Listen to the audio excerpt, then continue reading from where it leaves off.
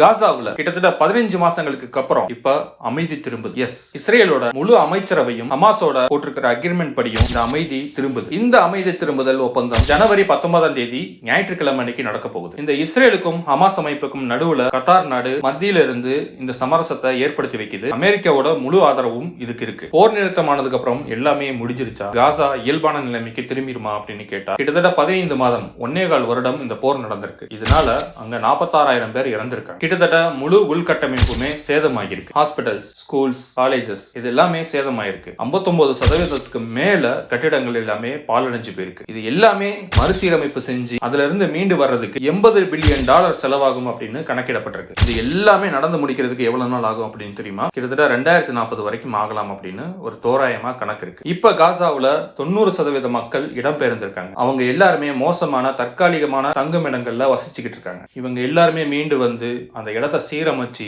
எல்லாமே சரி பண்றதுக்கு கிட்டத்தட்ட ஒரு 25 வருஷமாவது ஆகலாம். ஒரு சிறிய காலகட்டத்தில் நடந்த அந்த போர் எவ்வளவு பெரிய எதிர்வினையை உண்டு பண்ணிருக்கு. ஆல்ரெடி காசாவுக்குள்ள உதவுறதுக்காக நிறைய ட்ரக்ஸ் வந்து உள்ள போயிருக்கு. அவங்களுக்கு தேவையான மருத்துவ வசதி ஏற்படுத்தி கொடுக்கறதுக்கு அவங்க உள்ள போயிருக்காங்க. ஞாயிற்றுக்கிழமை அன்னைக்கு கொஞ்சம் கொஞ்சமா ராணுவத்தை இஸ்ரேல் அரசு திரும்ப பெறும். ஹமாஸ் அமைப்பும் அவங்களுக்கு ஒத்துழைப்பு கொடுத்து பணைய கைதிகளை விடுவிப்பாங்க. அதே போல இஸ்ரேலும் அவங்களோட ஹமாஸ் அமைப்பு கைதிகளையும் விடுவிப்பாங்க. இந்த ஒப்பந்தம் நடந்து முடிஞ்சு இப்போதைக்கு அங்க ஒரு அமைதியான சூழ்நிலை நிலவக்கூடிய ஒரு வாய்ப்பு ஏற்பட்டுக்கிட்டு இருக்கு. இது நீடிச்சு அங்க அமைதி திரும்பி எல்லாருமே நலமோடு வளமோடு இருக்கணும் அப்படின்னு நம்ம இறைவனை பிரார்த்திப்போம். நீங்களும் இதுக்காக ப்ரே பண்ணுங்க. தேங்க்யூ.